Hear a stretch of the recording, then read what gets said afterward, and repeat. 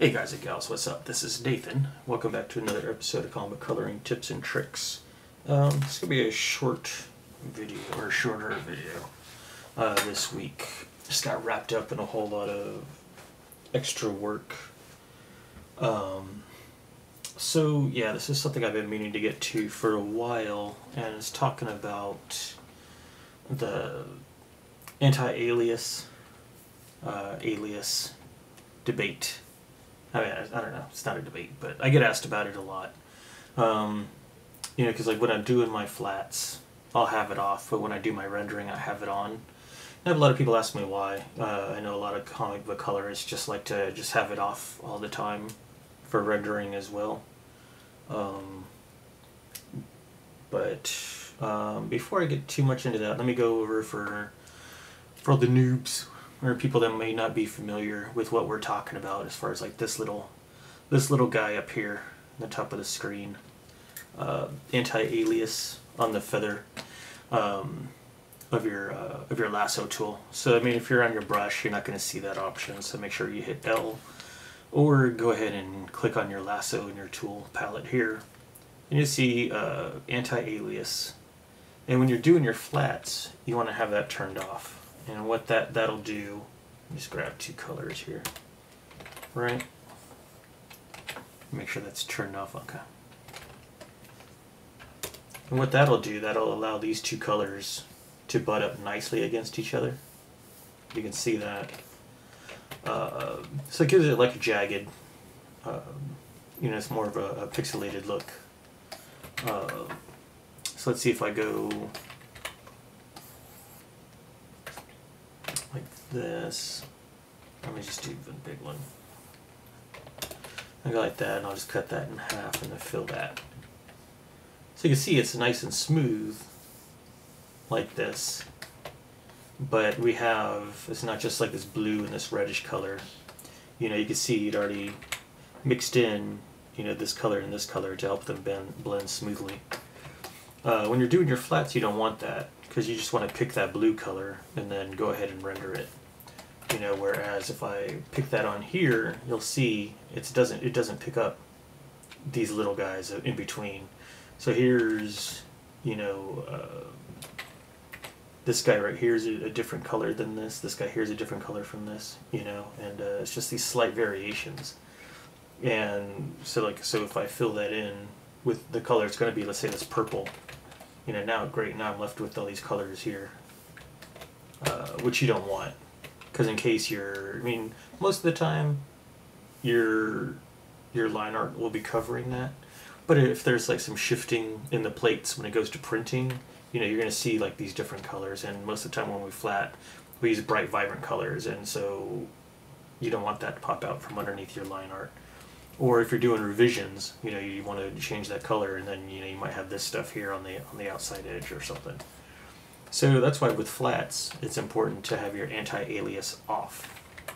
But when I'm doing my rendering, I'll go ahead and make sure that that's checked, because what that's going to do, let me get a soft brush so I kind of simulate like a little bit of rendering here.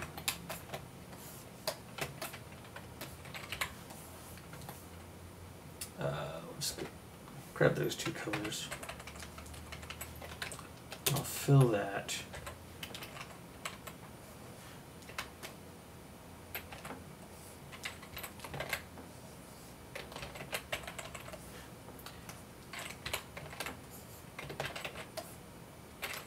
And just, you know, just do this real rough.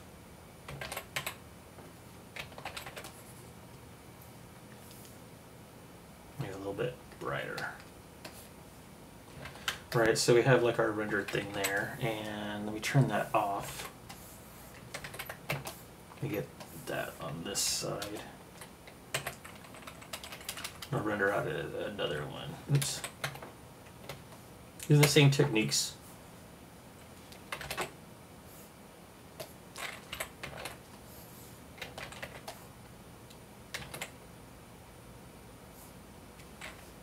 I don't know why my hand seems a lot heavier on this.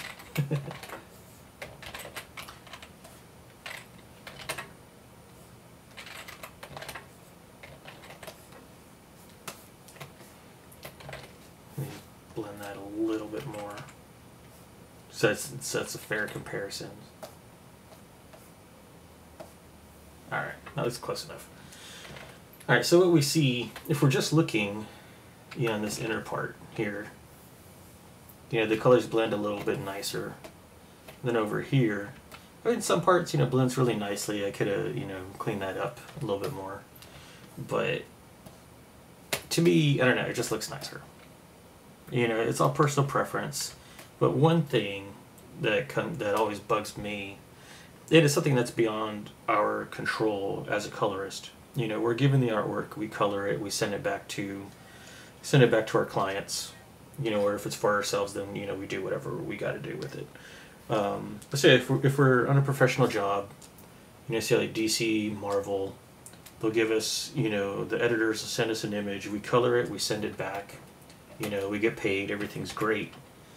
But then sometimes the artwork might pop up somewhere else, you know, somewhere else that wasn't necessarily meant for. Could be a t-shirt, could be, you know, in a macaroni box or something like that. But in this instance I'm going to talk about, this is on a poster I found at Target. And I believe they're still there. Sorry for the crappy photos, I was in a hurry.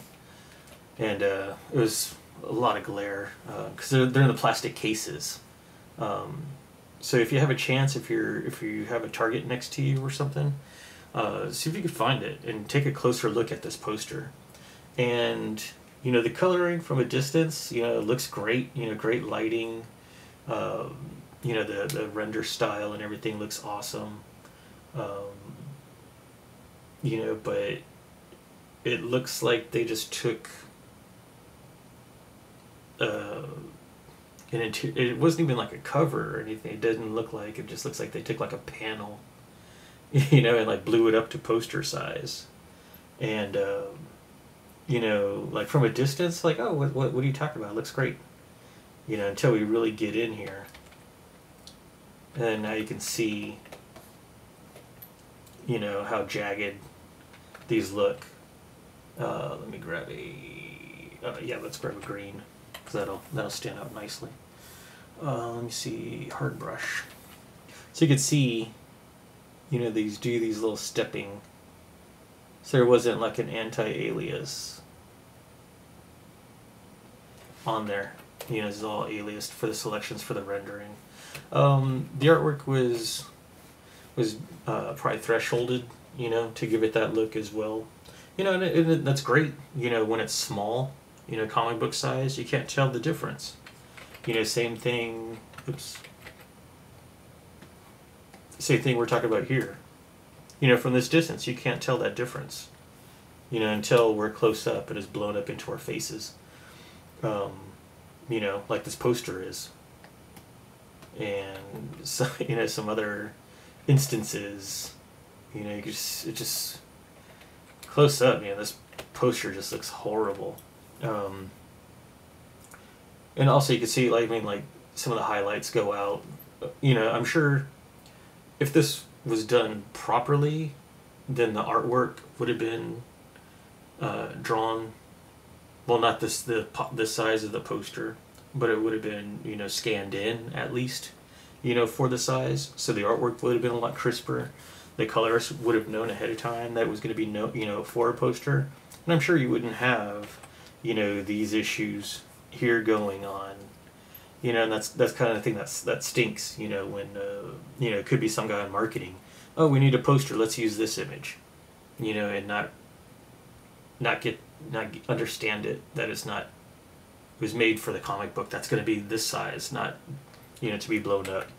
But, you know, that's beyond our control sometimes. So, so let's see, you know, what happens. So now we got these guys. I think, what size is my image? 6.75 by 10.25, which is kind of average for a comic book size. But let's say we blow it up. You know, I think, what's a good poster size? Like 2 feet by 3 feet. So let's just go up to 24 inches. 24 by 36. Yeah, that sounds about right. Even we'll just leave it at 300 DPI. Excuse me. So hit OK. And yeah, my computer's going to chug along now while it tries to scale this up for us. But yeah, it's just some things, you know, are just beyond your control.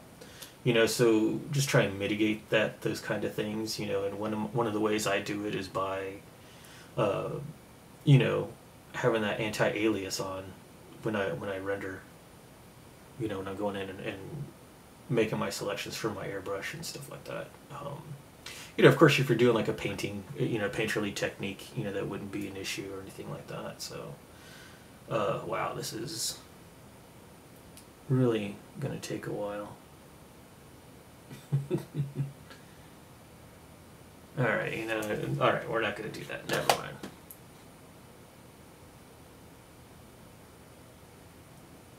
Yeah, this is really going to take a while.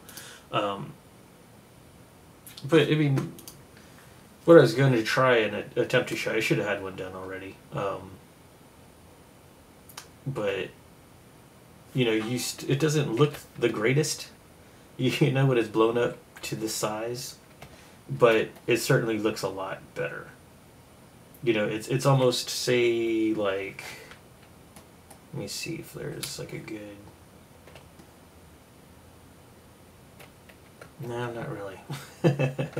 But I don't know if you can imagine, say, like this portion here. Oops. Brush. There we go. Let's see, this portion here, you know, looks a bit smoother than, say, you know, this line art. You know, which is how when I tried to do it earlier, you know, it was rendering a lot faster on my computer, but now it's just, I don't know. I'm gonna restart it in a couple days, so that's probably why. But you know, so even if it's gonna be blown up, you know, it's still not gonna look great, but it'll look better than if it's not anti-aliased. So yeah, and that's also a reason, you know, why I go through and I'm kind of anal about my selections and stuff like that, because I never know.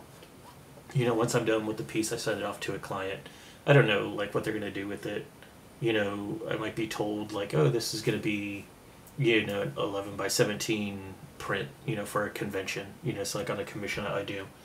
And, you know, so I'll get the artwork, and sure enough, it's 11 by 17, you know, at 300 DPI. Great. You know, I know it's going to look great when they print it out and everything, and their name's going to be attached to it, my name's going to be attached to it, and, you know, so I'm going to have that, because my name's attached to it, I want it to look great, the quality and everything like that. You know, I don't want somebody to look at my poster in Target because Joe Schmo in marketing decided to take low, you know, not low res artwork, but not big enough for poster artwork, and decided to blow it up to poster size. And now my art looks like crap. My name's attached to it. You know, you gotta have that that care in what you do and what your name represents. Yeah, I guess that's about it. I don't know. Hopefully that makes sense to you guys, but yeah, I don't know. I was asked about this a bit, you know, so I wanted to go ahead and get this one out. But I think next week we should be back to some actual color stuff. So yeah, if you have any questions or comments, just drop them down below, and we'll get to those. And thanks a lot for watching, and don't forget to subscribe if you haven't. And we'll see you guys next time. Alright, thanks for watching. Bye-bye.